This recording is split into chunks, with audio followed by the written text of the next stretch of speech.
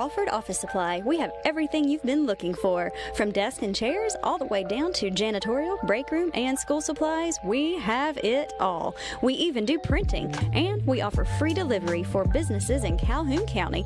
And great news, we're running a brand new deal on scratch and dent furniture. We're a local, family-owned business, open Monday through Thursday from 8 to 4:30 and Friday from 8 to 3. So please, come and see us here at Crawford Office Supply so we can make all your office dreams come true. Hello, my name is John Pirani, co-founder of Man Up Gadsden. It's that time of year again for Casting for Cancer. As you know, it's become one of the largest charity bass tournaments in the state of Alabama. But this year is going to be unique. We're offering free prostate cancer screening with a simple blood test for all men over age 40. So if you can't be there on Saturday, September 2nd at Coosa Landing as an angler, we'd love to have you as a spectator.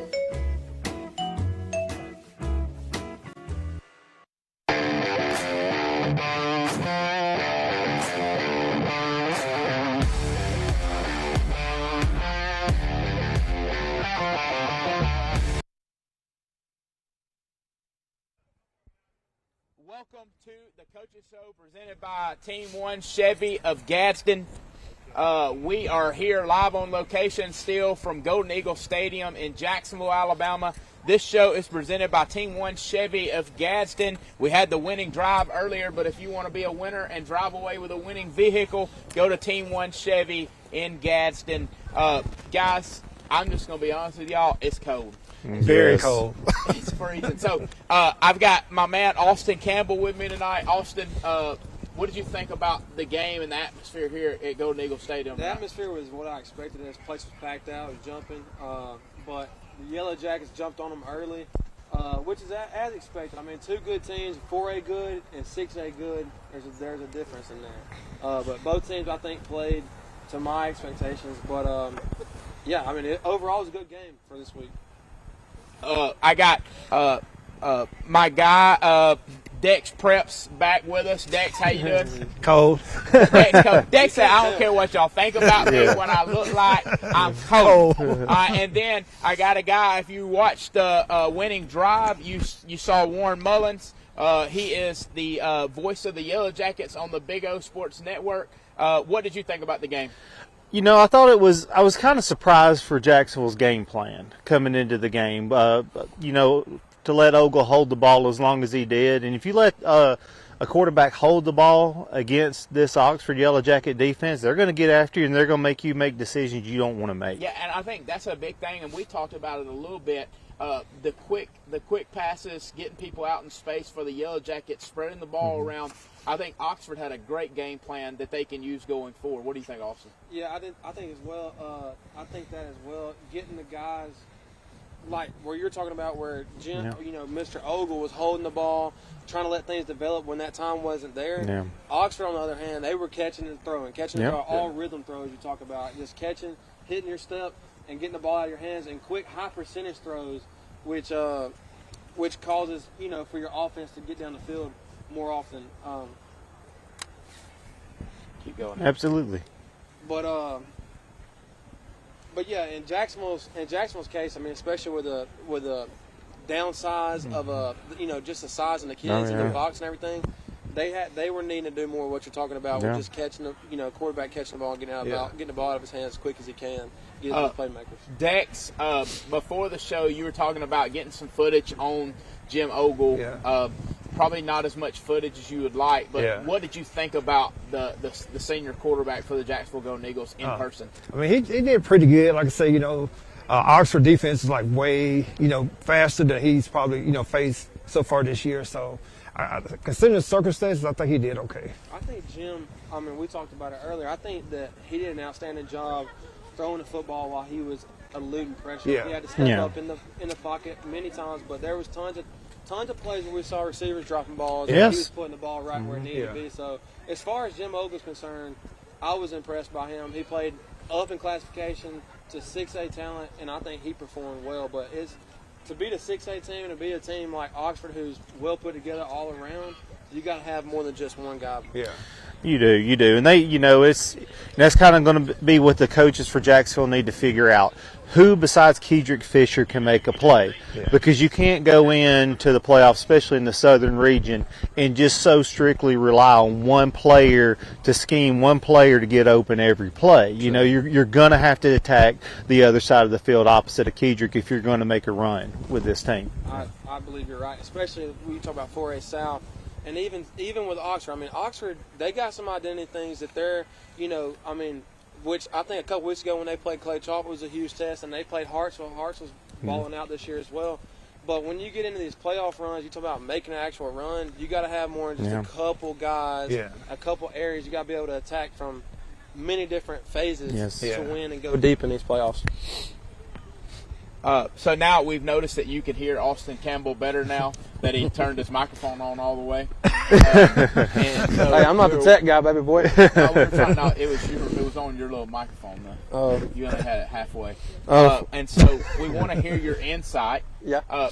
And so a thing, Kamari Hampton. Ball skills. You wasn't a believer until tonight. No, Tell us why you're a believer now. No. Dude, if the wrong guy hears that, hey, if my guy Brad Hurd hears that, he's going to take that personal. He's a guy that Kamari trains with outside of, what he does here, and he does a lot for those kids. But Kamari has ball skills.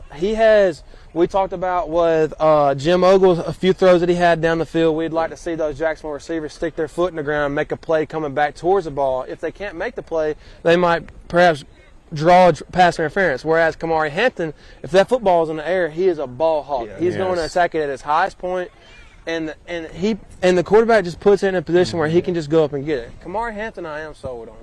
But early in the season with 6A, because there is a difference. I played 4A football. There's a difference between 4A football and 6A football. He was playing Lincoln, that's where I'd seen him play before. I wanted to know, can he play against your Clay Chalk? Can he play against Hartsville? And I think he's proved that throughout the year. Yeah, I think you're right. But there was another thing of his game that stood out later in the ball game on a long run. Tell us a little bit about that. Yeah, so we were drive going away from us right here out of this end zone. We saw a long run towards the end zone where Kamari Hampton, he can make plays with the ball, but what does he do without the football in his hands? And I've seen him make some downfield blocks, including a pancake on the other end right there. And as far as college coaches are concerned, I know that's one thing they're looking for. What does this kid do when he doesn't have the ball in his hands? Well, that's something that he's been really showing the last couple of weeks with Oxford is in playing the Clay Chalkville. Going against potential SEC level corners.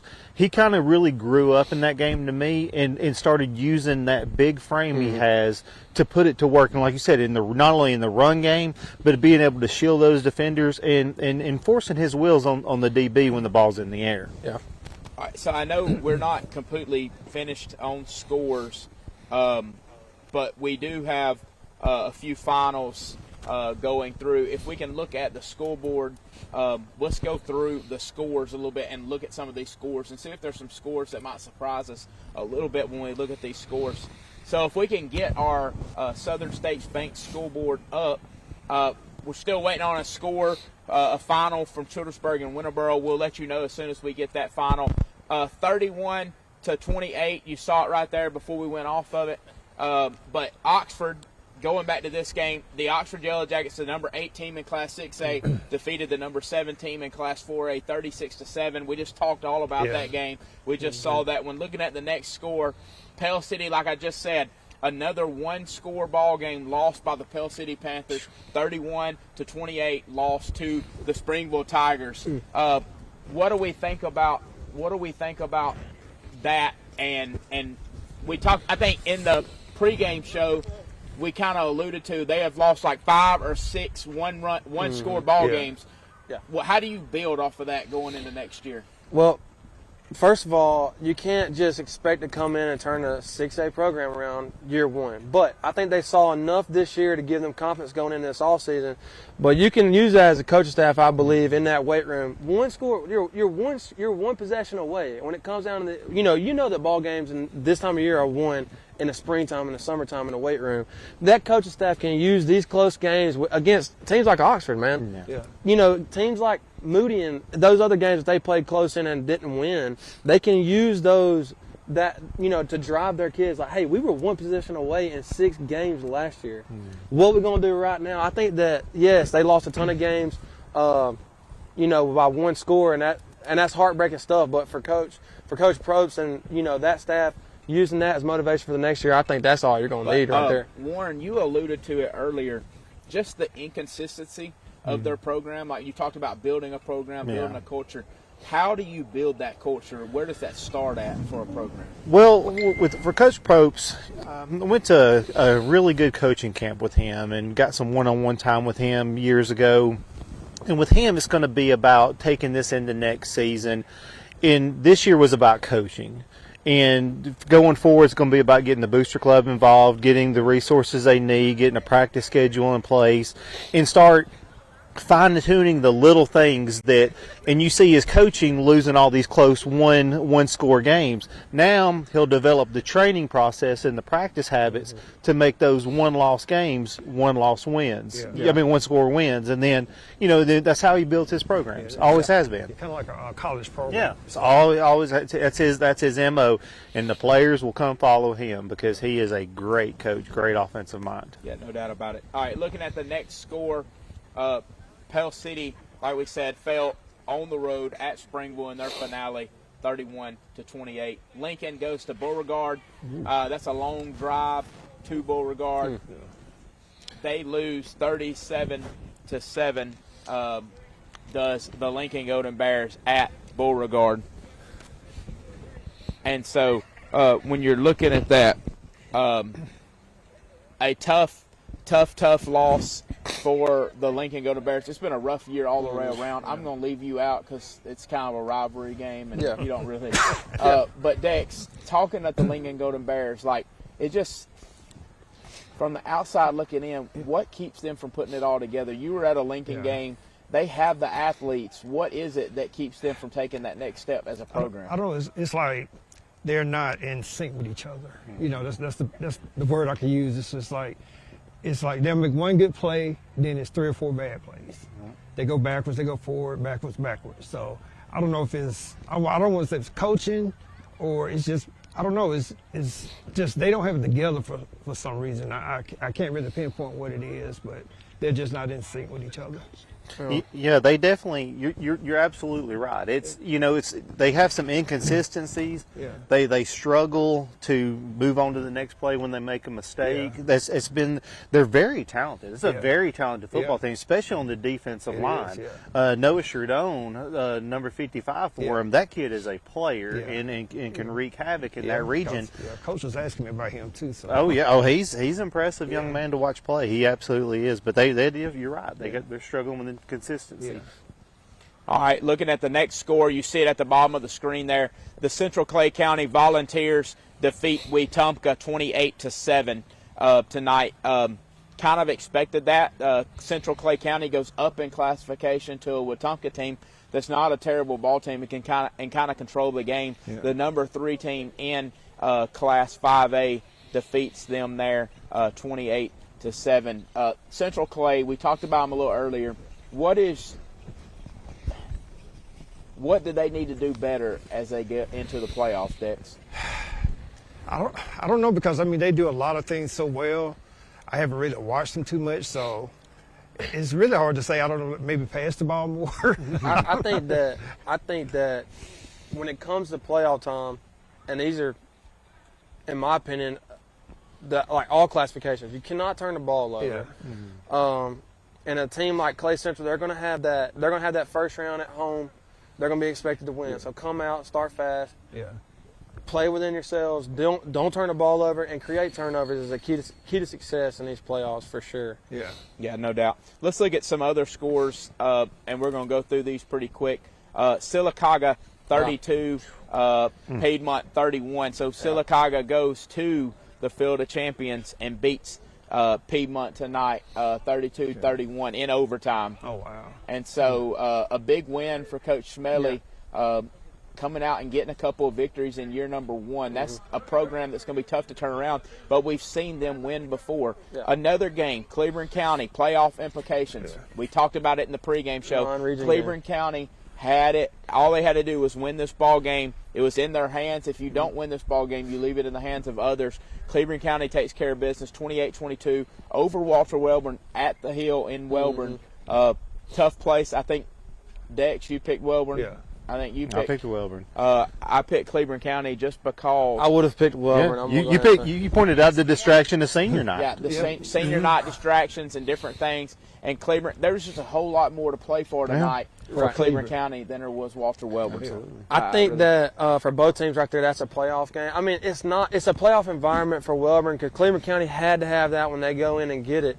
But for Cleveland County, they've been in playoff mode for the last couple of weeks. They've fallen short 2 out of the last 3, but they played well last week against Anniston, I thought, and just fell short. They were there at the end. But here's the thing: they put their stuff behind the 8 ball when they got beat at home by White Plains, and then ever since then they've kind of turned the corner a little bit in games that they were supposed to compete in and play well in. And what a statement, being able to go into the playoffs, going on the road into a tough environment too. No doubt about it. To get the players bad thing focused. for them is they have Jackson coming up. They have to make that trip to Jackson, which is really good. But you're in the playoffs, anything can happen. And in that program, they've been on some down times, and so to be able to go and make the playoffs, congratulations to Coach Joby Burns and the Cleveland County Tigers on earning that playoff win. Last night, the Mumford Lions, the tank was loose, the tank was rolling, the tank was doing whatever the tank wanted to do last night. Man. We got stats on that. 5 touchdowns, 375 yards is one of the things I saw. Over 400 on another outlet. So somewhere between 375 yards and 410 yards, somewhere in between there. Overall, really good night for him. Over 2,000 yards on the year. A really bright spot for what was not a very good year for Mumford standards. But a very, very good. And you talked about earlier with Easley being your brother-in-law, talking about that and talking about the year that they've had. Tank's only a junior, so he's coming back. B.J. Anderson will be back. They got some young guys playing up front on the offensive line that's got a chance to be pretty good. The biggest thing there is just the region's going to change a little bit. And just I think everybody coming into the year that is not wearing Mumford red-colored glasses kind of knew it was going to be a tough year losing a guy like Sylvester. And so, in this year they were in games that it could have went either way. I mean, literally, if you look at the scores from this year, that Chursburg game, the Lincoln game, which both of those are non-region, but it came down to non-region tiebreakers. I mean, Anniston, they were in games and just couldn't win them. But like you're saying, you got guys coming back next year, so that's confidence for that squad moving forward. Yeah, no doubt about it. I mean, they easily could have been a 5-win football team this year. Yeah. I mean, it just some games didn't go the way. And it happens that way. But for them to end the season right here on this type of game, that's a good thing. And for the seniors to go out with a win, that's awesome.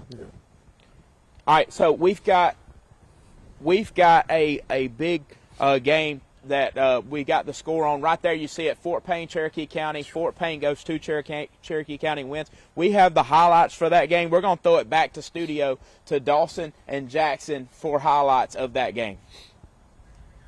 Jackson, we had a great ball game tonight between the Cherokee County Warriors and Fort Payne. Jackson, a score that a lot of us didn't see coming.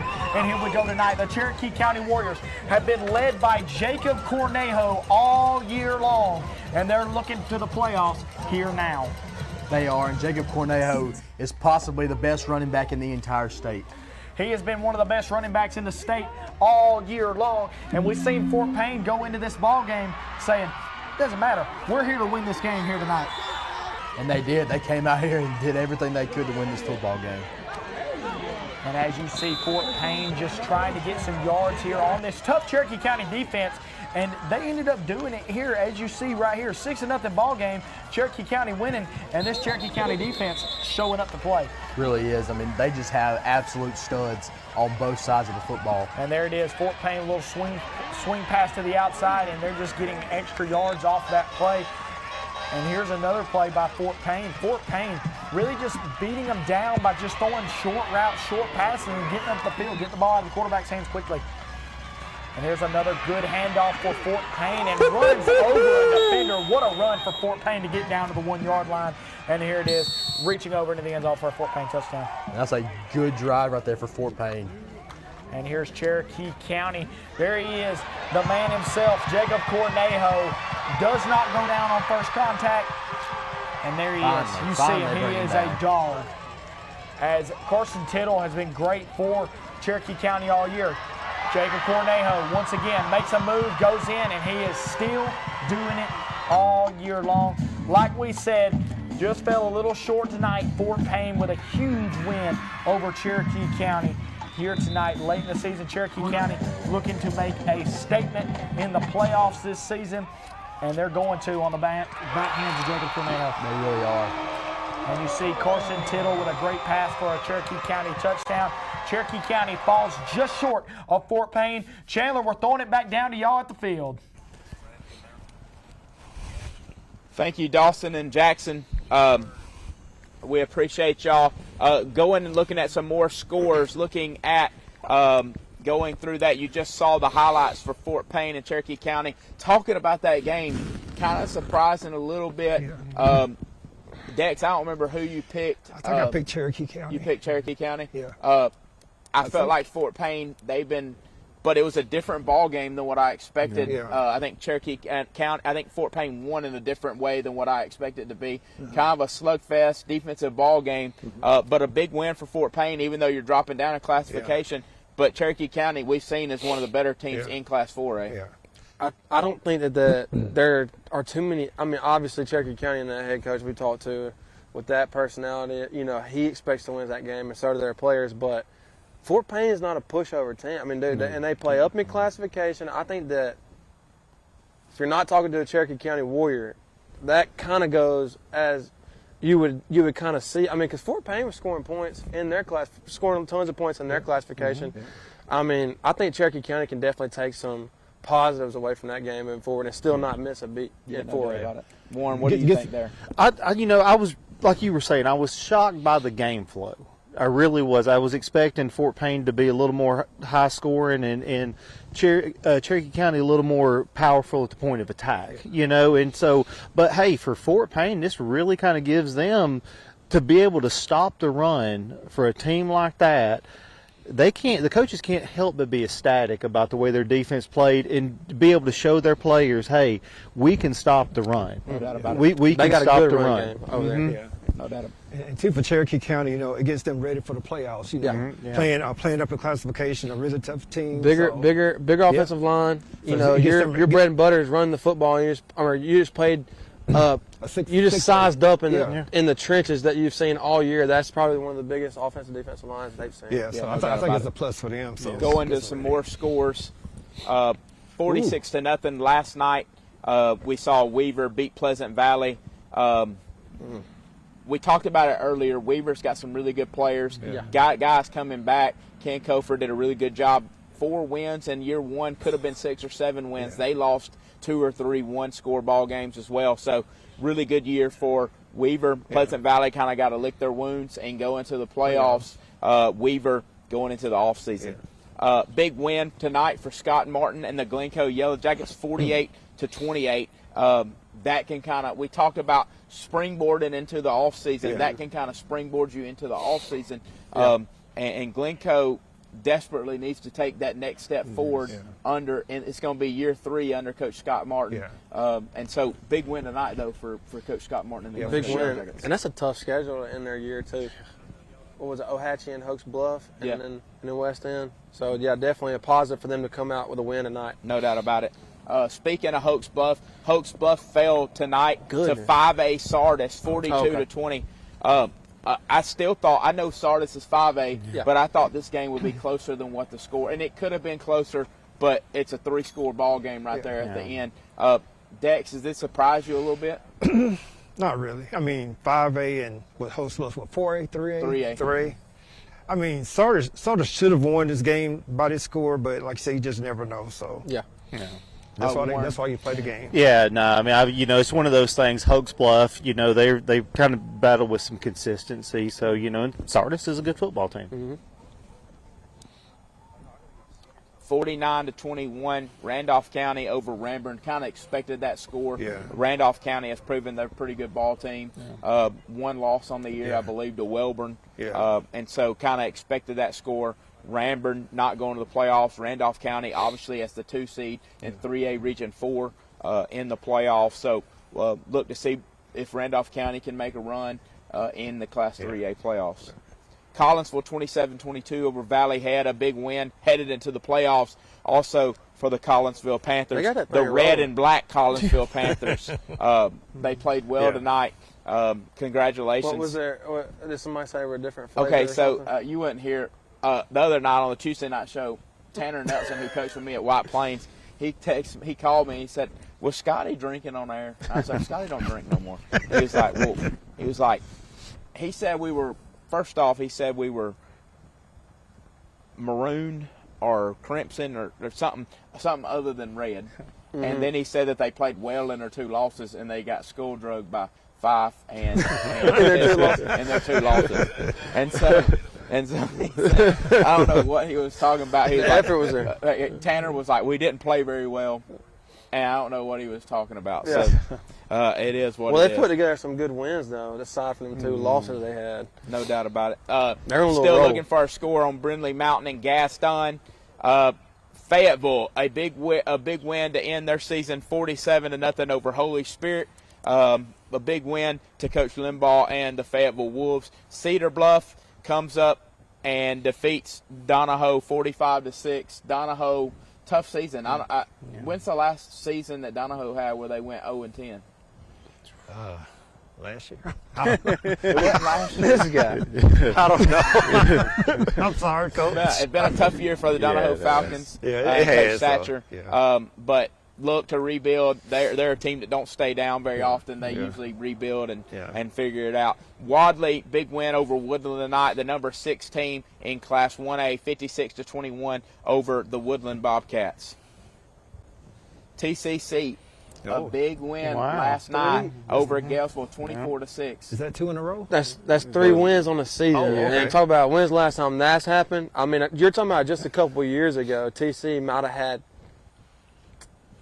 12 kids on their entire team, and you're talking about a school that's got 3 wins on the season.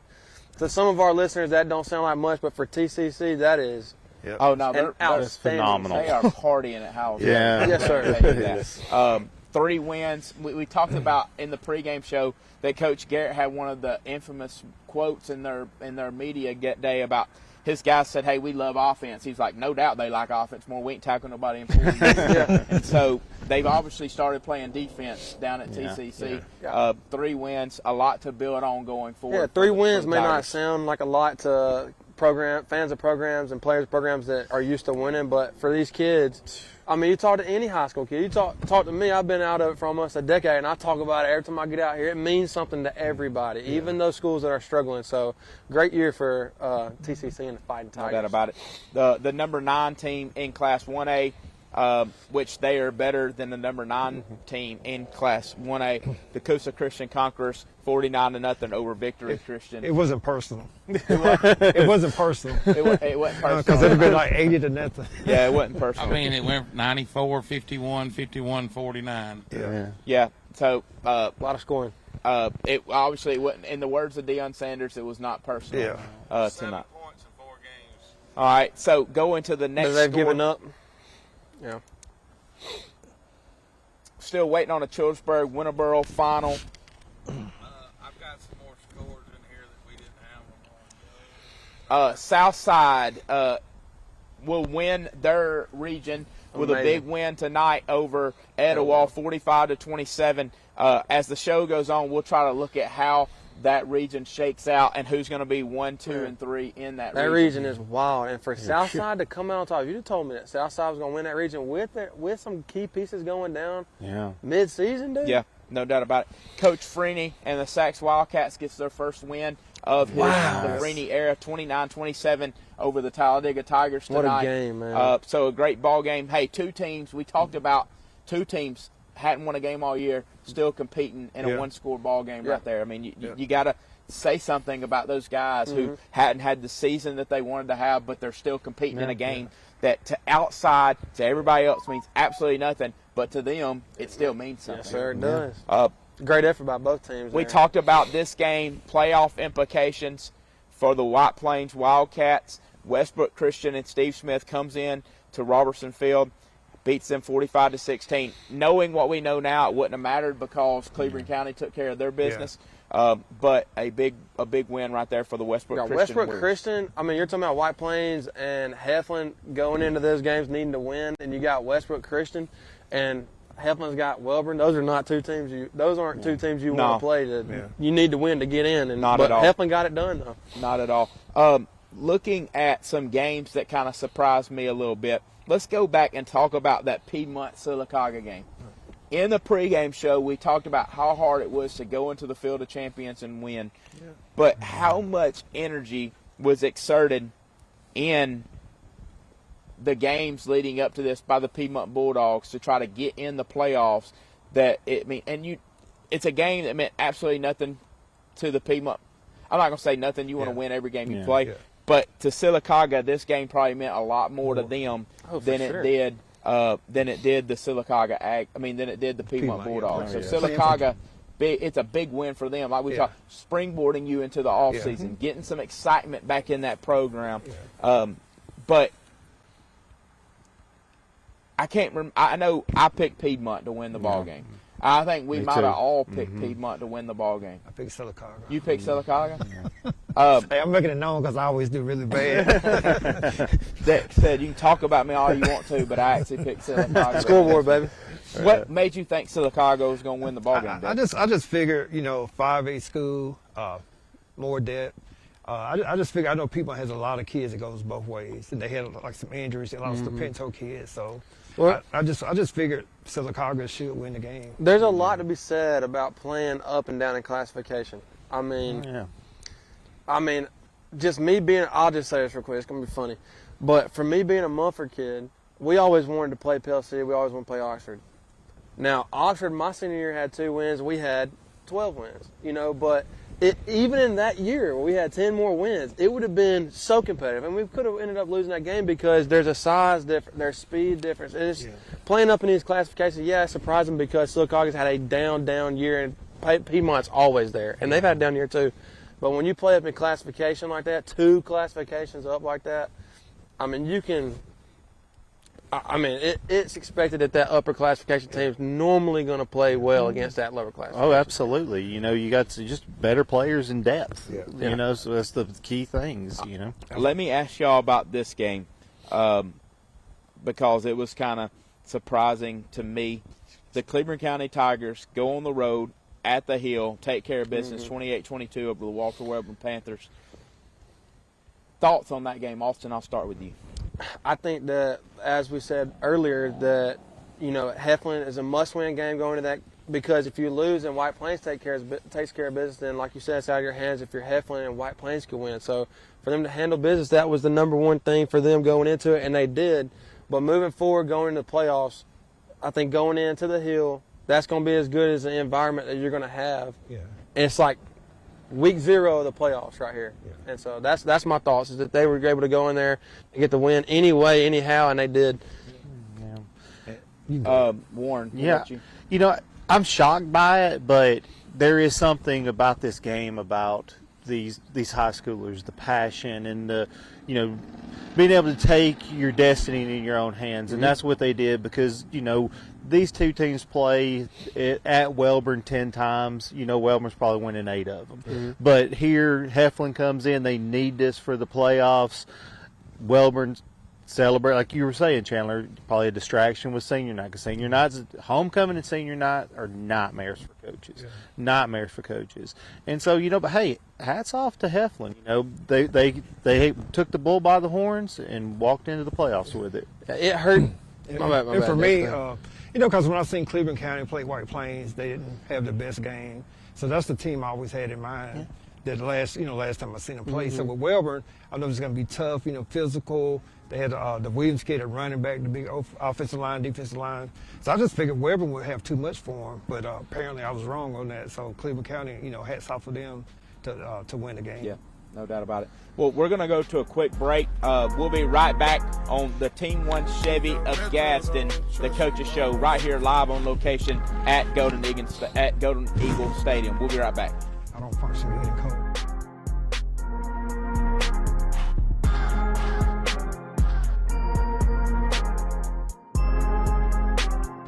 Southern States Bank, we pride ourselves on being your local bank. We're your neighbors and involved in the community. We're the bank featuring the Southern Rewards checking account, a cashback account with no ATM fees.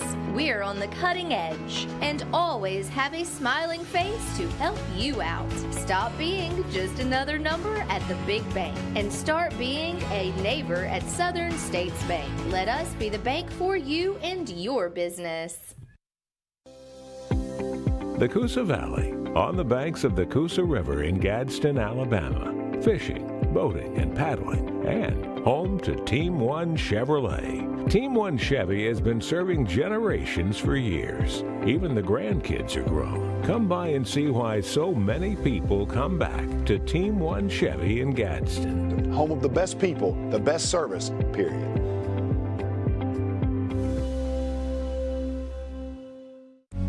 There's a special place where overtime gives way to family time, where fast pace becomes a little slower lifestyle. At Campers Unlimited, we can help get you there, where your lake house, beach house, or tailgate headquarters can have the same address. We carry the top brands in America like Grand Design and Forest River. With a large selection, we're sure to have a floor plan that fits your needs. So when you're ready to disconnect in order to reconnect, take the easy drive to Campers Unlimited on Interstate 59 in Gadsden or shop us online at campersunlimited.net.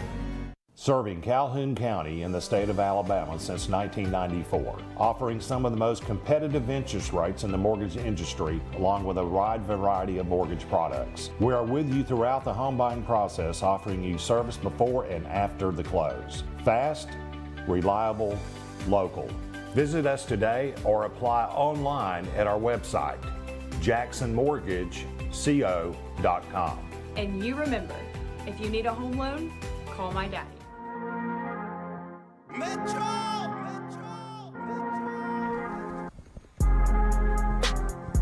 Welcome back to the Team One Chevy of Gadsden, the Coaches Show. We've got some highlights, so we're going to throw it back to the studio to Dawson and Jackson for more highlights of tonight's action. Welcome back in, guys, and we got some more highlights for you. First one, the Walter Wellborn Panthers and the Cleburne County Tigers. Cleburne County looking to punch their ticket to the state playoffs. And here we go, guys. On the hill, we got to watch Walter Wellborn last week, Jackson, and Walter Wellborn looked really good against Sachs last week in the second half. They really did. They looked dominant in that second half. And it was senior night on the hill.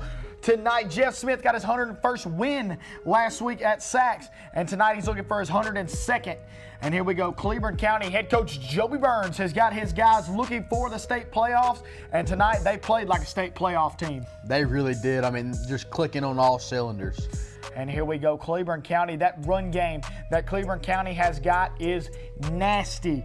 And they've showed it all year long. They've been able to fight, and led by Dingler and Hughes. And here's a run by Hughes. Good blocking, and Hughes goes down the sidelines for a big run for Cleburne County. I mean, Hughes is a very versatile back, and there is their workhorse right there. And Jake Dingler has been a dog all year long for Cleburne County. And there's his man behind him, the guy who really fills in when the spotlight's on Dingler. You slide Hughes in there, and Hughes is all over the field. And you see it here, all highlights is Hughes. And there's a big hit by Walter Wellborn. Heat in the kitchen. Heat in the kitchen indeed. And here goes Walter Wellborn, and you know that's Screws. Noah Screws been big all year long for Walter Wellborn, and there he is again. And that's just, and Noah Screws goes in for the touchdown there. That was a beautiful play. And here we go again, Cleburne County just running the football, doing something that Walter Wellborn does so well, and that's running the football. Cleburne County brought it to him tonight with the run game. They really did. And Hughes goes in for another touchdown right there. As we seen Hughes have a very big game when we called their game against White Plains a few weeks ago. And here's a pass that Cleburne County wide open down the field. And that's what beat Walter Wellborn last week. Just busted plays on the defensive side of the ball, and then you beat them with your run game. Yeah, I mean, that's just a beautiful run call right there. And Cleburne County punches their ticket to the state playoffs. Coach Joby Burns with a big win over Walter Wellborn on senior night at the Hill, Cleveland County heading to the playoffs. Our second set of highlights. Head coach Bill Smith, Alfonso Freeney. Who's going to get their first win? We're about to see here in just a moment. The Sacs Wildcats played a great game against the Walter Welborn Panthers last week in a second half meltdown. Forbidden them from getting their first win. And head coach Bill Smith had a few injuries last week, and they are looking to get on the field to get a win. And this is where they clicked last week, special teams. Special teams for Sacs has been a key part, but you got to look at their tailbacks, Dorian Walker, guys of that. And with a big run here for Sacs to get them all the way down into the red zone. And Talladega kept it close, 21-21 ball game. And here we go. Here's the Tigers. Look, a deep ball here. Perfect throw for Talladega to get them down into the red zone. What a pass. Beautiful pass right over the top. Just put it right in the breadbasket. And you can tell Coach Bill Smith has got a process, and he's looking to do that at Talladega. He is looking to make Talladega great again. And right there, Sacs just all over him. And at the end of the day, Alfonso Freeney with his first win as a Sacs Wildcats head coach. And that's something you always want to see. Freeney's got this team going in the right direction. And we seen it last week. Alfonso Freeney had a game plan, and there's a guy he's going to run behind, Dorian Walker, with a ginormous touchdown on Talladega late to get a big win. And here's Talladega again trying to stay in the ball game. And another big pass for Talladega. Bill Smith had them there. They were there to win it. They really did. And also you got to understand Jamorius Young, man. Jamorius Young, Sacs quarterback, the freshman, just a dog. Great ball game. Bill Smith falls just short. But a big win for Alfonso Freeney. Congratulations. We're going to throw it back down to you, Chandler, on the field. Welcome back. Right there, we saw the highlights for the Cleveland County Tigers and the Walter Welborn Panthers. Like they said in studio, Cleveland County punches their tickets to the 4A state playoffs. A big win there. Like we talked about it already, but like you got to go to a tough place like the Hill, and it's a must-win ball game essentially. And you go to the Hill against the 3A Region 4 champions and defeat Walter Welborn at their house to clinch your ticket. A big, huge win tonight for Cleveland County. Well, you saw it in the highlights right there. The Heflin players were running downhill. It looked like Welborn was catching, and that's where we talked about as far as the desire to win, the desire to keep on playing, to go to the playoffs. You know? No doubt about it. Carter Hughes had a great game. It looked like Jake Dingler's been a bell cow all year long for the Cleveland County Tigers. We saw him punch one in. We saw Screws, the quarterback for Walter Welborn, with a long touchdown run. And so early in the ball game, Walter Welborn had an 8-7 lead, but we know Cleveland County went on to score 21 unanswered points there to make it 28-8, and then Welborn clawed back a little bit and made it a close ball game, late 28-22. And then we saw, like we talked about, playing for pride. Both teams came into the game without wins on the year, Sacs and Talladega, and 29-27 ball game. Congratulations to Coach Alfonso Freeney and the Sacs Wildcats on getting their first win. That won't be the last time we say that. He's a great dude. He runs a great program. He's doing things the right way. They will get that thing turned around. It's kind of like we talked about earlier. Jonathan Miller leaves to go take that Piedmont job. You're losing a great coach. It takes time to get a new system, a new way of doing things. No matter – look, one thing I've learned about coaching and anything in life is there's more than one ways to skin a cat. Like there's more than one ways to do it. And so you got to get used to the new way of doing things. And we've seen growing pains at Sacs and also at Piedmont just with new people coaching. And so I think Sacs people got a little bit frustrated. They got used to winning. They got spoiled. They had some really good teams, really good offenses, made deep runs in the playoffs, won region championships. Like they got spoiled a little bit. They're going to rebuild. They're going to be back. Just a tough way to go. Looking at that, we just got a new score. Winterboro 24, Childersburg 20. A big win for the Winterboro Bulldogs. And I think that's a huge win. I think everybody picked Childersburg in that ball game in the pregame show, except for one person. Who was it? Chandler. It wasn't Dex. It wasn't Dex going to pick. Dex I went Childersburg on that one. Dex went with Childersburg. Everybody went with Childersburg, and then they called me a loser when I picked them. And so Winterboro, the 1A Winterboro Bulldogs protects home field. and gets a big win going into the 1A playoffs. Yeah. That's a backyard battle right there. That proves to me, though, that Winterboro may be able to go on the road and compete with Decatur Heritage. Yeah. Yes. And so that's a big win. We talked about Winterboro made some adjustments, too. Yeah. We talked about in the pregame show, Winterboro moved some guys around, moved the Clay kid from quarterback to receiver. It gives you a one-on-one matchup that's tough for anybody to have to play against. They have an athlete at quarterback now that can run, throw it well enough to do it, but he really makes you pile in. Yeah. And they obviously have the Smoot kid at running back. Yeah. And so a huge win for the Winterboro Bulldogs. Do we have any new scores? That's it. Only score we're missing now is the Brindley Mountain Gaston. Real quick, I'm going to go through the list real quick, and we don't have to, but Oxford 36 to Jacksonville 7. Pale City falls at Springville 31-28. Lincoln goes to Beauregard and gets beat 37-7. South side of Gadsden wraps up number 1 in Class 5A in their region in Class 5A, 45-27. Central Clay County 28-7 over Wetumpka. Piedmont loses at home 32-31 to Sylacauga. Sachs beats Talladega 29-27. Westbrook Christian beats White Plains at Robertson Field tonight 45-16. Cleburne County, we just talked about it, 28-22 over Walter Welborn. Mumford on Thursday night beats Asheville 35-21 behind 5-touchdown performance from the Tank Edmondson and almost 400 yards rushing. Fort Payne goes to Cherokee County, beats the previously unbeaten Cherokee County Warriors 21-14. Weaver 46-0 over Pleasant Valley on Thursday night. West End 28, Glencoe 48, and a big win for Scott Martin. And that Hoax Bluff beat Sardis. Hoax Bluff is defeated by Sardis 42-20. Excuse me. Randolph County 49, Ranburne 21. Collinsville on a Thursday night defeated Valley Head 27-22. Still waiting on Brindley Mountain Gadsden, I think. Holy Spirit falls to Fayetteville and I think 46-47 in that matchup. Donahoe falls to Cedar Bluff 45-6. Wadley beats Woodland 56-21. TCC 24-6 over Gaylesville. Coosa Christian 49-0, and we just talked about Winterboro defeating the Childersburg Tigers 24-20. We're going to throw it back to the studio for more highlights. Welcome back in, guys. We got some more highlights for you. First one, Pleasant Valley and Weaver. Head coach Jonathan Nix has got the Raiders going to the playoffs, but Ken Kofer's Weaver Bearcats came ready to play. They did, and Weaver's is a very, very good football team all around. And it's only up from here for head coach Ken Kofer. And look at this right here, a backwards pitch play, and look at Weaver just doing it all. What a play. Hickory dickory, we got some trickery.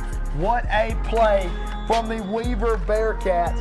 And Ken Kofer has got this Weaver Bearcats team coming in, and they are looking forward to next season. And Coach Ken Kofer is not only looking to build a better football team, he's looking to build a program at Weaver. He's looking to build a dynasty coming up very, very soon. And the Pleasant Valley Raiders under head coach Jonathan Nix, like Chandler said, they're going to have to lick their wounds and go on into the playoffs because the Pleasant Valley Raiders are a good team. Jonathan Nix has got them in the right direction, and they're going to look to make a statement in the playoffs. For sure, they started off the year 4-0, just a very all-around good football team. Very all-around good team, and here's the Weaver Bearcats airing it out here. Got a man, perfect pass. That's 6 points. Perfect, all day long. And the Weaver Bearcats have done nothing but gone all the way up from where they was a few seasons ago. Great play there by the Pleasant Valley defense, but they were just struggling to stop this run game of Weaver all night as Weaver was able to run the ball with authority all night long. All night long. I mean, just runs right up the middle, just at will running the football. And as you see here, there's another good stop by the Pleasant Valley Raiders who just couldn't string together more of those as there's a fumble on the play picked up, and that's just a tough break there for Pleasant Valley, just a picked up fumble for the touchdown for the Weaver Bearcats. And once again, Weaver wins very big over Pleasant Valley. Pleasant Valley heading in the playoffs. Samuel Duncan there for the Pleasant Valley Raiders as Weaver, big win to end their season. Next, Sardis Hoax Bluff. This is a game that a lot of people going into it saw Hoax Bluff, as Hoax Bluff has been on a tear here recently, but Sardis came ready to play at Hoax Bluff. Really did. I mean, Sardis is a very, very good football team, and Hoax Bluff, they came in and they ready to play some football. And as you see, Sardis just big and very physical, but Hoax Bluff early was there, and a lot of people didn't expect this game to get out of hand. But Sardis just a really, really good, good football team. He just ran over a guy and took him with him right there. And you look at Sardis. Sardis is just very physical, and their run game is really, really good. And look at this, just breaking off tackles, going up the field, just moving his feet. I mean, just moving as quick as he can. I mean, he's got it. He's not going to go down by first contact. And here's just a little screen pass on the outside. Good move there for Sardis. Goes back up the field, and look at that. What a play. I mean, that's a beautiful little just touchdown right there. As here we go. Here's another run for this Sardis run game, who just bulldozing over defenders. And Oaks Bluff heading to the playoffs. You know, you don't want to get guys hurt, but Sardis just had their way with them at Oaks Bluff tonight. It was 26-14 here, and Oaks Bluff just good return to get their offense in good field position. And here's a good run to the outside by Oaks Bluff. Just could not break the edge on this Sardis defense. This Sardis defense is very big. They're a very physical team. And here's another good run. And there was a lot of running in this football game. The run game was just fantastic for both sides of the ball tonight. At the end of the day, Sardis just came out, was more physical, and was just ready to play from the start. And here's a pass right here. Good play to keep that play alive, and a good spin move there for Oaks Bluff to get down the sidelines. Great play call. He just put him into orbit. He's sitting on Mars right now. So great night of football for Sardis. Sardis with a big win over Hoax Bluff. And the Hoax Bluff Eagles go down at home to Sardis. Chandler, we're going to throw it back to y'all down at the field. All right, so we saw the highlights there. Didn't really, like we said, I didn't expect Sardis to beat Hoax Bluff the way they did, but we see Sardis they played in the highlights, got after it, and then we see the players that Weaver's got in those highlights, and they got them coming back. So it's gonna be a really, really good next year. I think year number 2 under Coach Ken Kofer. Could be a playoff run for the Weaver Bearcats. I agree. It's good to see them good again. No you doubt know, about it. it's like the world. They're a community and a program that you need to have good in the local area. We're gonna throw it to break.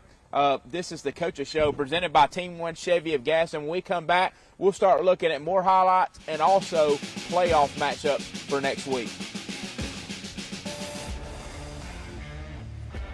Since 2002, Advantage Tire and Alignment has been the place to call when your car won't go.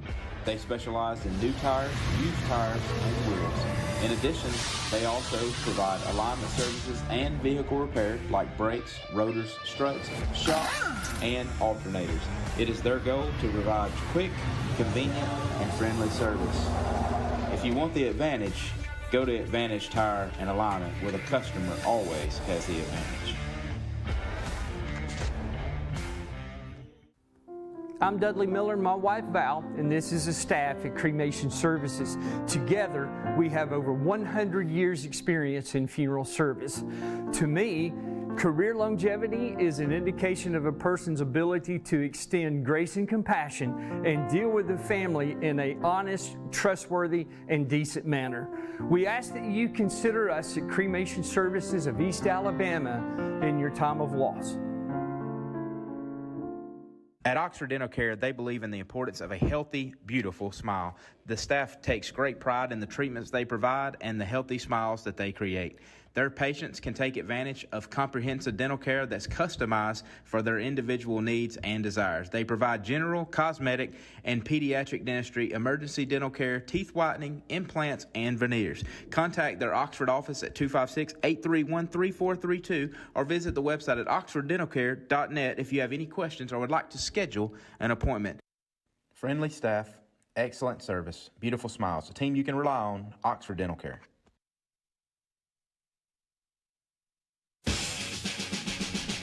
Welcome back to the Team 1 Chevy of Gaston, the Coaches Show. So we've looked at all the scores, and I think we've updated all of our scores now from tonight's action in our area.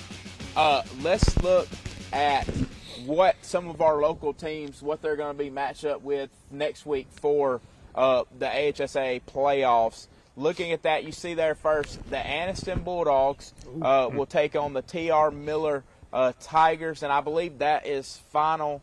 I need to look at that because that was one of the regions in Class 4A that wasn't decided yet. But I think T.R. Miller was going to win that. So we'll update that. But as far as what I think and what I know, I think Anniston will travel to T.R. Miller. So Anniston's got to travel to a Story program, go a long way, too, for their first-round matchup. Is there any way that Anniston is able to turn it on and play better than what they've been playing so far this season? It's going to take a lot. Like I said, they've been making a lot of mental mistakes, a lot of penalties. So they got to get that cleaned up to have a chance to beat T.R. Miller.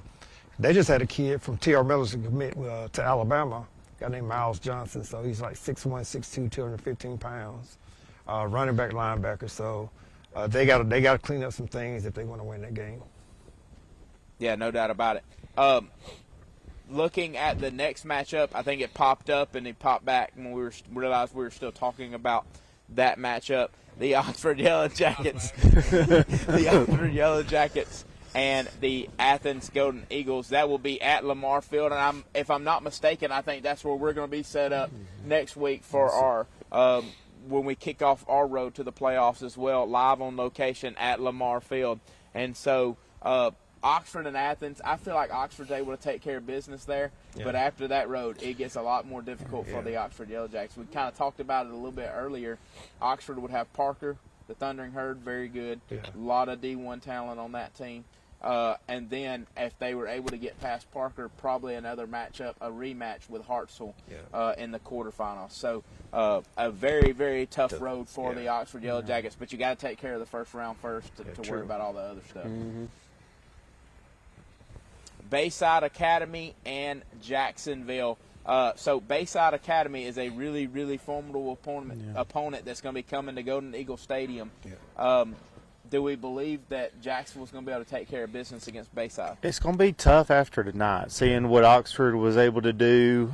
Bayside, you know, that was the thing about this game tonight. It was going to be a good idea for Jacksonville. Can they pass block against a team that they're going to see in that Southern Region playoff that can get after the quarterback and run the football? And, you know, Oxford gave Bayside a blueprint tonight on what to do to just absolutely shut Jacksonville down. Yeah, no doubt about it. Looking at it and going throughout the year, that 4A Region 4 is still a good region, but it's nowhere near what it's been in years past. I think that Hanley and Jacksonville are both really good 4A football teams. Yeah. But going past that, it kind of drops off because Anniston's nowhere near what they were. No. You don't have a Sylvester at Mumford anymore who can go and beat anybody by himself. Yeah. We saw them almost do that last year on the road at American Christian. Yeah. And so that region's got a lot to live up to. Yeah. And I think that if they don't play well, they're going to get their feelings hurt. I think that Jacksonville, even Hanley, the team that dominated that region, you have to look at, if you're the coaching staff, you have to look at your region and be real with yourself and say, hey, our region isn't the stoutest in 4A, especially not in the South. Yeah. We have to come in here with a mentality like a 4A, like a 4 seed, 3 seed. We got to be hungry Monday through Wednesday at practice and really get better and really correct some things in the film room. And, Jacksonville left a ton of plays out here on the field. We talked about drop passes and things of that nature. Yeah. You're not going to win even a 4A matchup against a 4 seed if you can't throw and catch the ball. You know what I'm saying? And so the good thing about it is I don't think that Bayside's going to have a Kamari Hampton, so that helps. Yeah. That helps a lot. That does help. Going to the next first round matchup. I like Jacksonville in round 1, by the way. I do too. The Central Clay County Volunteers versus BC Rain, the Red Raiders.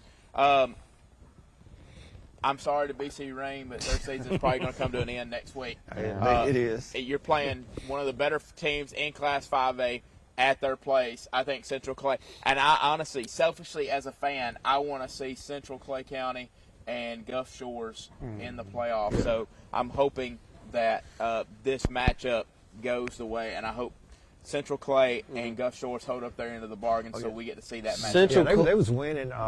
Gulf Shores was winning pretty big. I think Running Royal had like 2 kickoff returns, touchdowns, and I think he had like a punt return and interception, something like that. Yeah, I think I don't see in the South in Class 5A, they're 2 of the better teams in the South. So I hope we get to see that matchup in the quarterfinals between them and Gulf Central Shores. Clay, when you're talking about first round matchups and avoiding a heartbreaker that's not supposed to happen, I don't worry about that with Central Clay and that coaching staff. No, I don't worry about that at all. I expect them to come out firing like they're supposed to and handle business in this first round.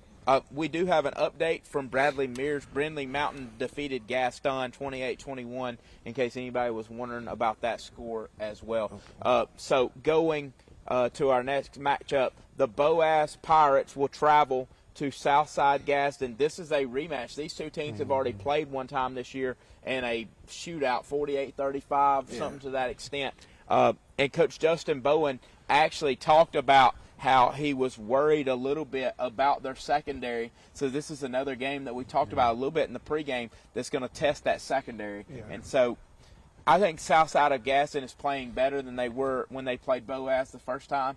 But this is a very scary game for Southside. It is. They lost their quarterback week 2 in Hoax Bluff before the game was even over, and they've been struggling for an identity. But hey, that 1-2 punch at running back can take you good ways in the playoffs. No doubt about it. There's always something. Good defense and run game always travels. That's what I'm saying. Like that travels all the time. So especially when it's cold. Run cold. the football and keep people from scoring. That's going to travel no matter where you go. And I would love to see what it would be like with that crowd that's going to be there. A 1-seed Southside. I'm telling you, dude, them people hadn't experienced that there in a long time. They're going to be ready to roll. Yeah, well, here's the thing about it. With how it went tonight, I think that region's going to end up with Southside being the 1. Leeds is going to be the 2 because after the tiebreaker, they're going to hold the head-to-head with Moody, and Moody's going to be the 3 seed. That's got to be one of the toughest 3 seeds in the state. Do you all want to have to be a 2 seed that's got to play Moody in the first round of the 5A playoff? No. With that being said, we're going to come back to some more matchups, but we're going to take a break and go to commercial. When we come back from commercial, we'll go back for some more highlights and finish our first round matchup here on the Coaches Show, presented by Team 1 Chevy of Gaston. We'll be right back.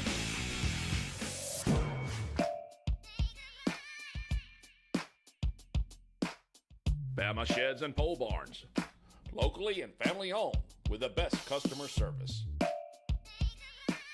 Custom built to fit your needs with free delivery and setup. Design and price online or stop by and see what we can do for you.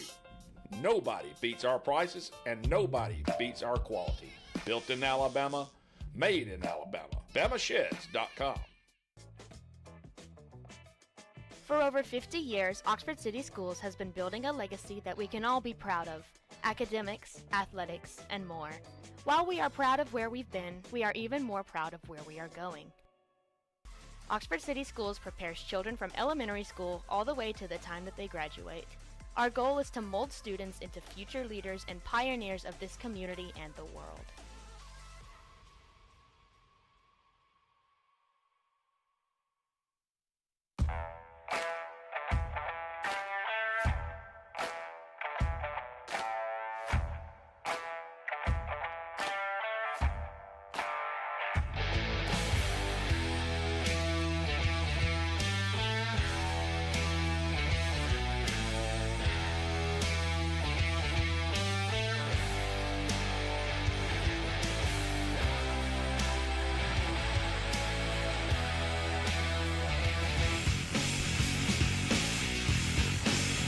Welcome back into the Coaches Show, the Team 1 Chevrolet Gaston studio. We're going to throw it back into the studio to Dawson for more highlights.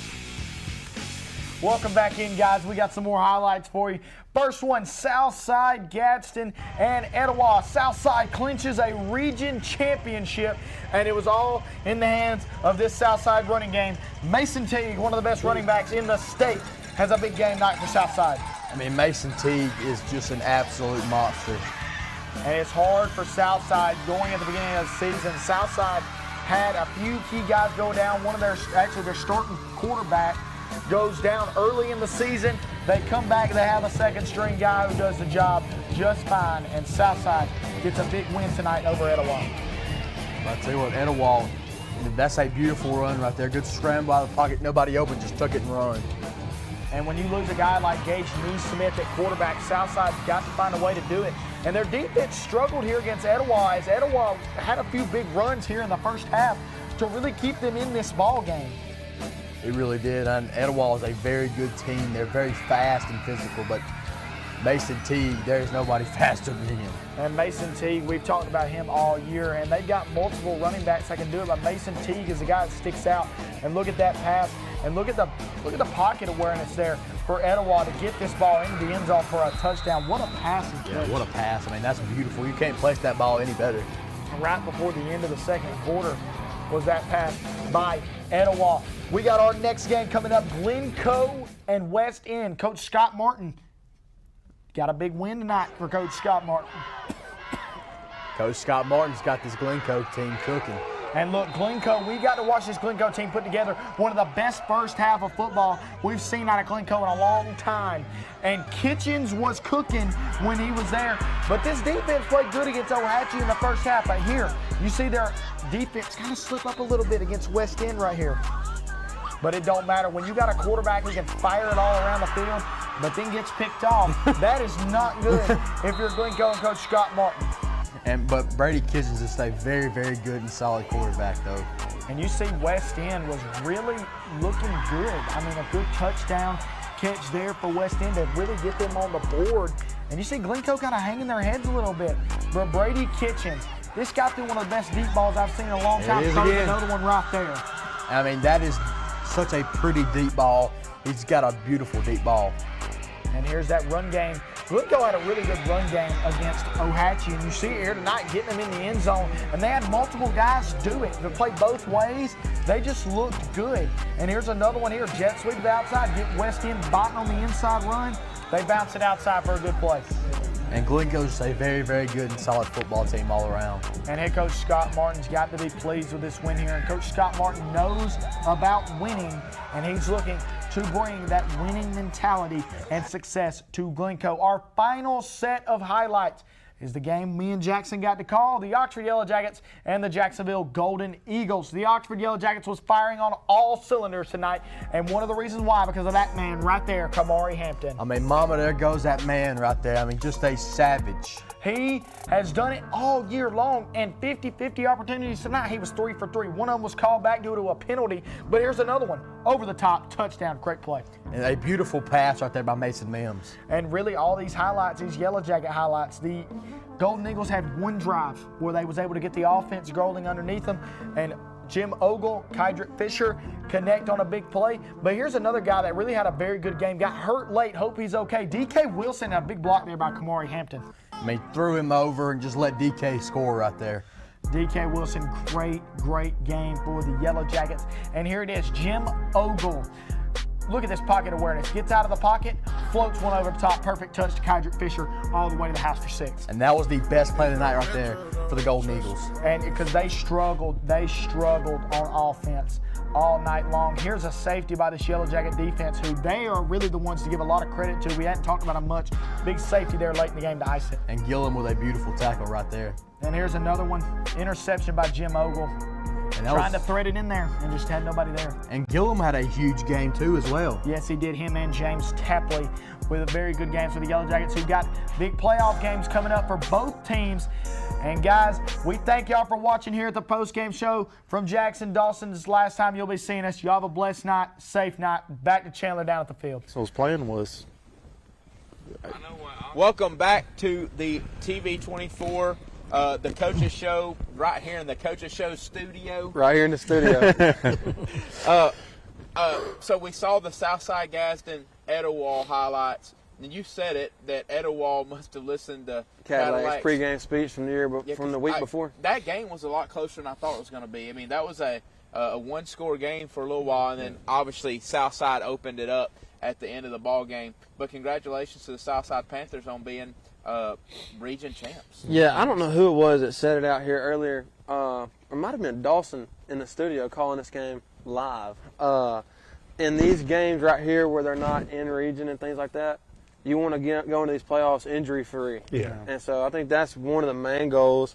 So for teams to do that, and then is Etowah's not a playoff team? They are. Oh, they are? They actually did get in. Well, I was going to say, either way you cut it, that might be the last time that Etowah plays at that field as that senior class might be the last time they ever play there. And like we've heard 100 times out here today, these kids are playing for something. So, I mean, it was just good for Southside to come out with a win. Looking back at getting back to our week 1 of the AHSA playoff matchups, let's look where we were at, and because you talked about Etowah, we'll find out in just a second who they match up with in week 1 of the HSA playoffs. Cedar Bluff, the Tigers play at Wadley. The Wadley, any chance Cedar Bluff pulls off the upset against Wadley? No.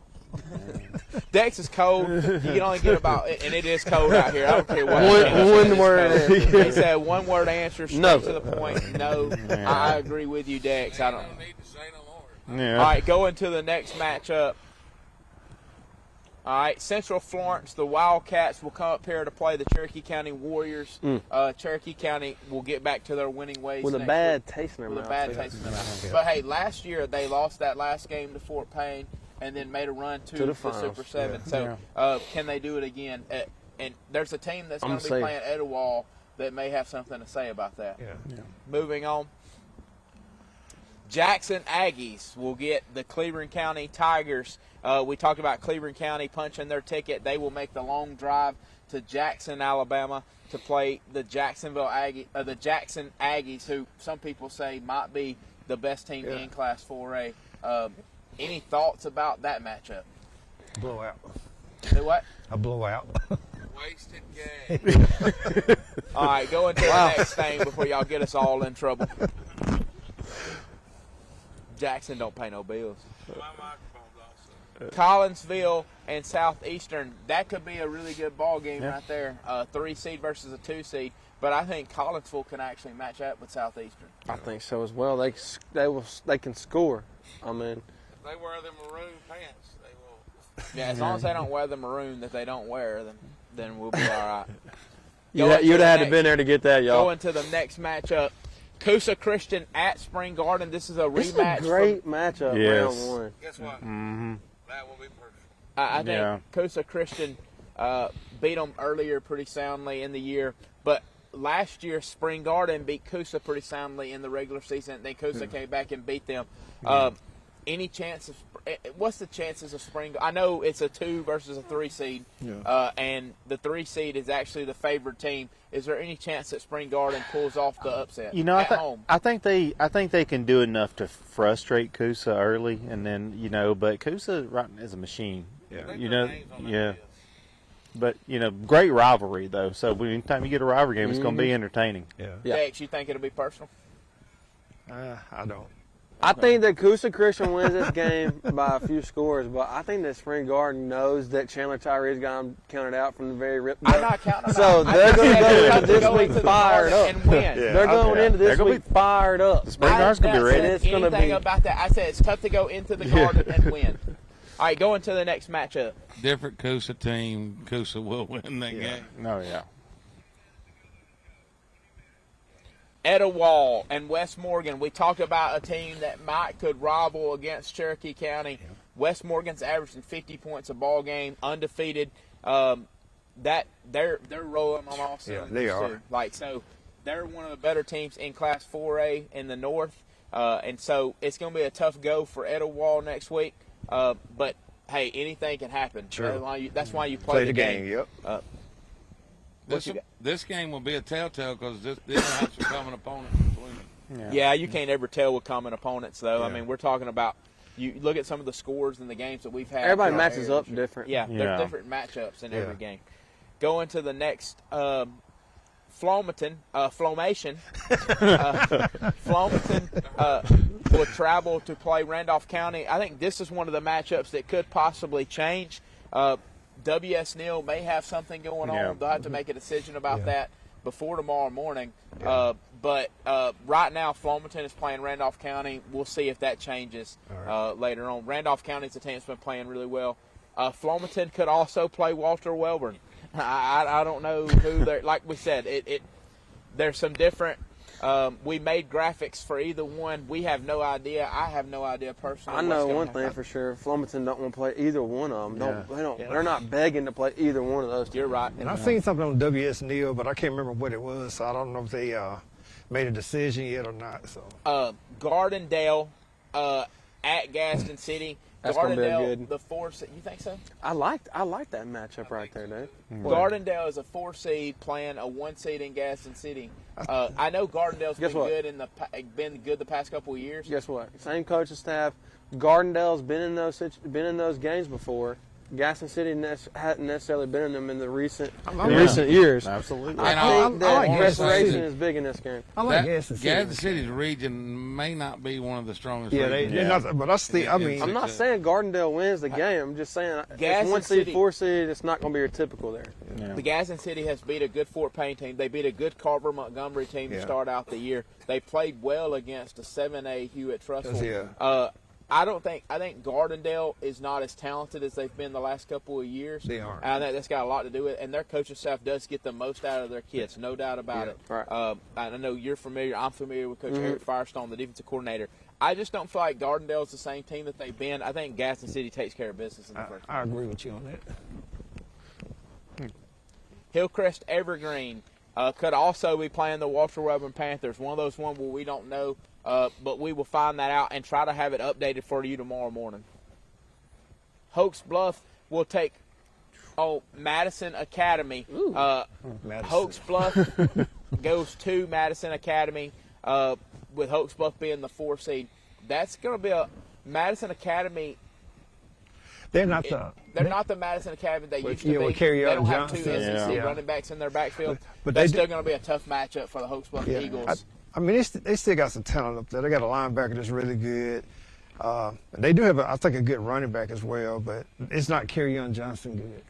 And there's not an easy road from Hoax Bluff up to Madison either. It's a drive. Oh, and they do have a good offensive lineman. I think there's he may be committed to Auburn. Yeah.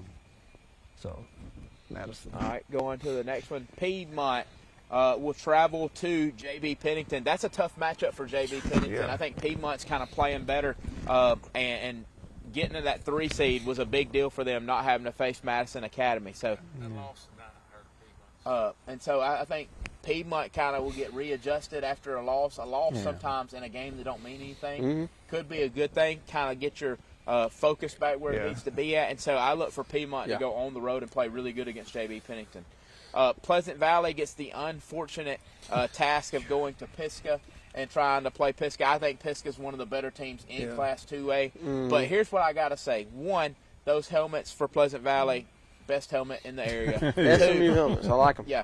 2, Pleasant Valley was able to have a great season and going to finish 5-5, started out 4-0, had the best start in school history. And so I think Pleasant Valley is a team that's happy to be in the playoffs. I think they're going to keep taking steps forward as a program. Yeah. Since 09, they've been in the playoffs, I think. Something like that. I feel like they made the playoffs in like 2000, I think it been 09. All right, going to the next.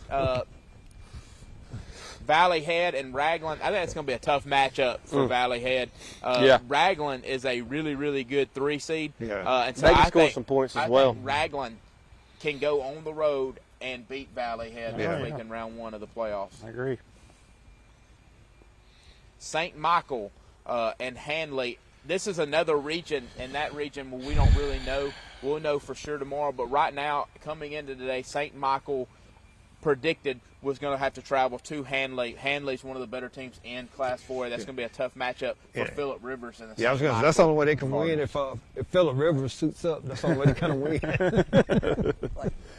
like Phillip Rivers, the quarterback. Y'all didn't know that? That's crazy. Y'all Washington didn't know County that. Bulldogs and B.B. Comer Tigers. B.B. Comer is B.B. Comer. Tough matchup for Washington County. I think Kamari Harris and the B.B. Comer Tigers roll. I really look for them. Now, they got a tough matchup in round 2. A lot of people are overlooking that. Highland home in round 2 is going to be a tough matchup. Because they got B.B. Comer in both matchups. I don't know. Highland home, they got a kid committed to Notre Dame and one kid committed to Auburn on defense. Yeah. So that could be the neutralizer. If B.B. Comer gets by that team, then they've got Real-Town in the city. Yeah. And Real-Town beat Highland Homes. So. Winterboro travels to Decatur Heritage. I think that could be a really good. I think that could be a better game than what all the experts say. Winterboro with a big win tonight over Childersburg. Can they go on the road and upset Decatur Heritage? Another school, like we had Coach Mansfield in the studio last week, and they had a must-win game last week on Thursday, and they won it. Then they turned around and played Childersburg, in-county rival. They've been in playoff mode. Yeah, no doubt about it. And if you're Decatur Heritage, you're playing a hot Winterboro team. You got to prepare this week and bring your best if you're going to beat the Bulldogs. No doubt about it. W.S. Neal and Randolph County, like we said, that's all going to be dependent on forfeits or whatever's going to happen with W.S. Neal. One thing that you need to know, tomorrow morning, directly following the Saturday Morning Breakfast Club, we will have the AHSA meetings at 9 o'clock following the Saturday Morning Breakfast Club. So make sure you tune into that so you can know all about that. Was that our last? All right, so that does it for our playoff matchups. Which playoff matchup are y'all most intrigued by? Oof.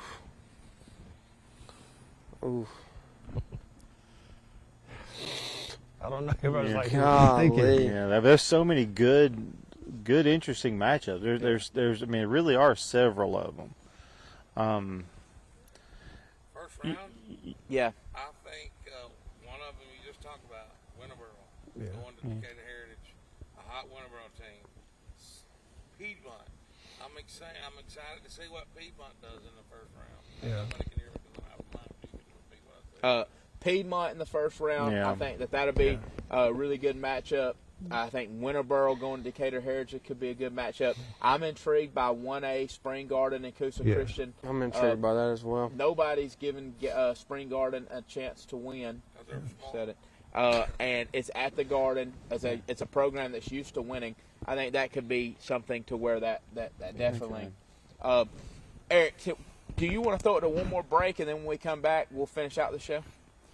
All right, we're going to take another break. We're with the Team 1 Chevy of Gaston, the Coaches Show, live from location right here at Golden Eagle Stadium. We'll be back right after this break. I want to introduce to you Oxford Lumber's 2023 All-American team. Michael B., Power Tools. Shaw, Outdoor Power Equipment. Danny Jones, Store Manager. Rich, Grills and Receiving. My name is Derek Linkle, your steel technician here at Oxford Lumber. David, Paint Department. Greg Couch, Paint Department. Come see our All-Americans at Oxford Lumber and let us get you what you need for your next building project.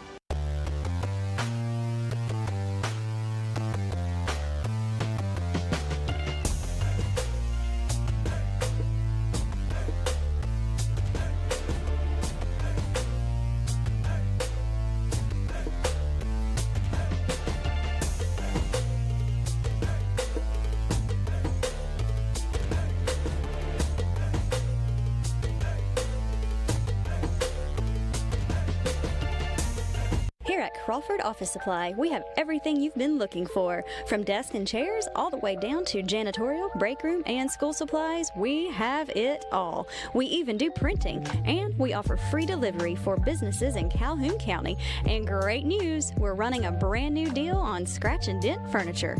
We're a local, family-owned business, open Monday through Thursday from 8 to 4:30 and Friday from 8 to 3.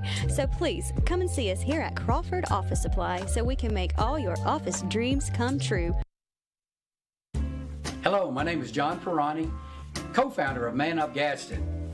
It's that time of year again for Casting for Cancer. As you know, it's become one of the largest charity bass tournaments in the state of Alabama.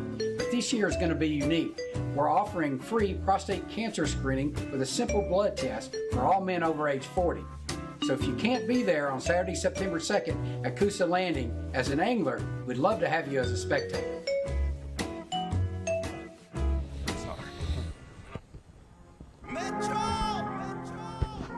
Welcome back to the Coaches Show presented by Team 1 Chevy of Gaston right here in Jacksonville, Alabama at Golden Eagle Stadium. So we've talked about matchups, we've talked about scores, we've seen highlights. Before we move anywhere forward, I want to talk about the highlights that we had tonight and the shooters that went out to do those highlights. Very quality highlights. Best we've had all year. Best we've had all year, no doubt about it. They just did an being in unbelievable position job. and just the quality of the highlights. Let's look at Austin and my power pole right here. And y'all two can kind of tell us what y'all think about our power pole. So we'll start out with mine this week. First, I got the Coosa Christian Conquerors as my #1 team because I think they have a chance to make a run in Class 1A. Let's remind the viewers and also our guys here that this isn't top to bottom who can beat who in that list. This is in your classification, what kind of run can you make right now. Great pick by you, Chandler. You think that's a good pick? I think #1, your #1 out of all the teams you got on the board has the best chance of winning the state championship. Austin has good insight. Austin has B.B. Comer as his #1 team. And I think B.B. Comer has a quality chance to make a run again, but Fife is making they're hitting on all cylinders. Because they beat was it Savannah last night, I think. Yeah, they beat Savannah 21 to 10 last night. So they're hitting on all cylinders right now. I still like the pickoff. Here's the thing about it, though. Last year, the lights were too bright for B.B. Comer. That's something that they came out and said. This year, the lights won't be too bright if they make it back. And they have one of the better 2A players in the state. They do. I really like Austin. I like Moody in there. Moody's getting healthy at the right time. I agree with that. And that's a team that could really make some noise in the playoffs.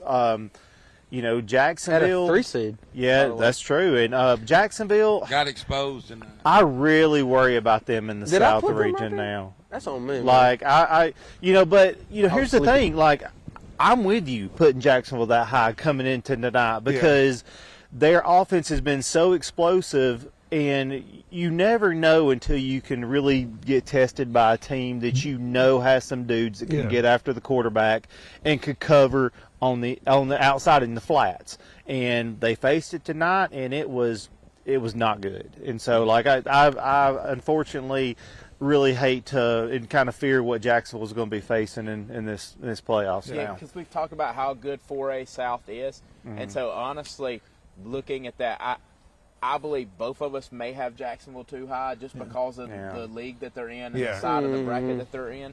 But finishing out mine, B.B. Comer 2, Central High School of Clay County 3, Handley at 4, Cherokee County at 5, Jacksonville at 6, Oxford at 7. I've got Southside, Moody, and Leeds all at tied for 8, and then I threw in the. You were scared of that. You were scared. I'm not scared. I just make the graphics so I can do what I want to. That's true. I will say this though. I think both of y'all's lists.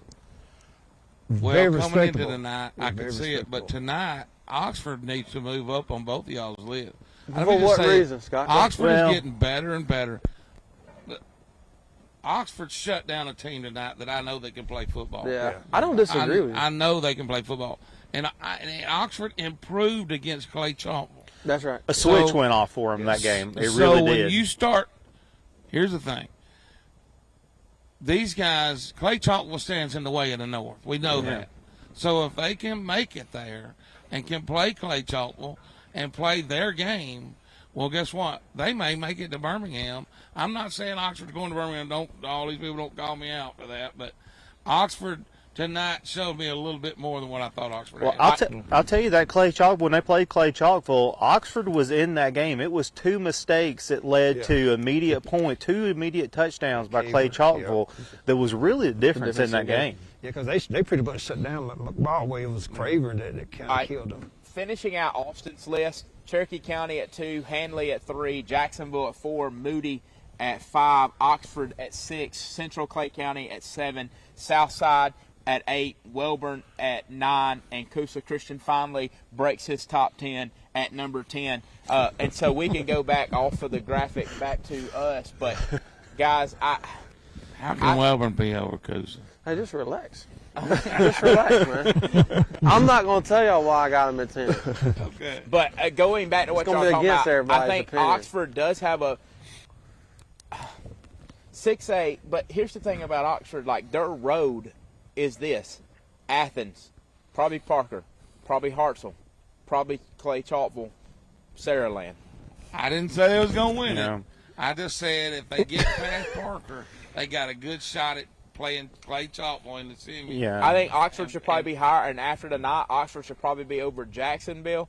But that road to a state championship is tough, and then we know how good Saraland is if you make it there. Yeah. Here's my here in the power poll, we're talking about teams that we feel like can win a state championship. Coosa Christian could realistically win a state championship. B.B. Comer could realistically win a state championship. Handley could realistically win a state championship. Right Central Clay County could realistically win a state championship. Jackson.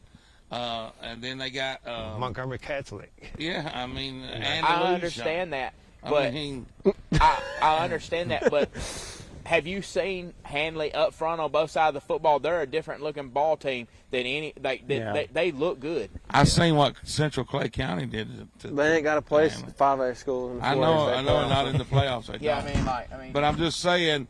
I'm saying these teams that they're playing. The Andalusia team. Let's compare apples to apples, not apples to Andalusia team. Listen, Andalusia beat Central Clay.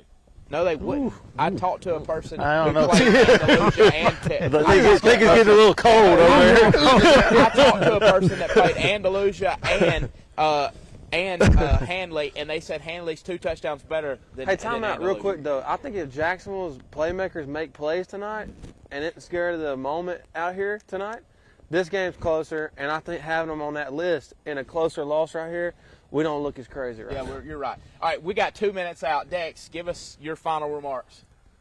It's cold, but it is cold. Yeah, I'm looking forward to the playoffs, to see who's going to come out on top. So I'm hoping the area teams do really well. So. No doubt about it. Warren. It's went so quick from showing up for a game on Friday night and wondering if one heat timeout a quarter is enough to now freezing at the end of the year. But looking forward to these playoffs, and we got a lot of good teams in this area to watch and follow. Awesome. I just want to reiterate what they just said and just say, if it wasn't for the love that we got for the sport, we wouldn't be out here doing it. But we do love it. It's about the kids, and it's fun coming out here, man. I enjoy it with you guys. No doubt about it. It's been awesome. Austin, enjoy it with you all year. You still going to be with us next week? Yeah. Okay. Warren, I hope you join back with us. It's been great. Buckethead, thanks for everything you do behind the scenes. This has been, and thanks to everybody who does everything for us. Listen, this has been the Team 1 Chevy of Gaston Coaches Show. In the studio. This has been the Team 1 Chevy of Gaston Coaches Show. We want to thank you. Unfortunately, I will be back with you with the rest of the morning crew tomorrow morning at 7 o'clock live from Western Citizen for the Saturday Morning Breakfast Club. And then, like I said, right after us, you can catch the AHSAA meetings where they will give you all the information about the AHSA football playoffs. Thanks for joining us. We are going to sign off right here live from Golden Eagle Stadium in Jacksonville, Alabama. Have a great night.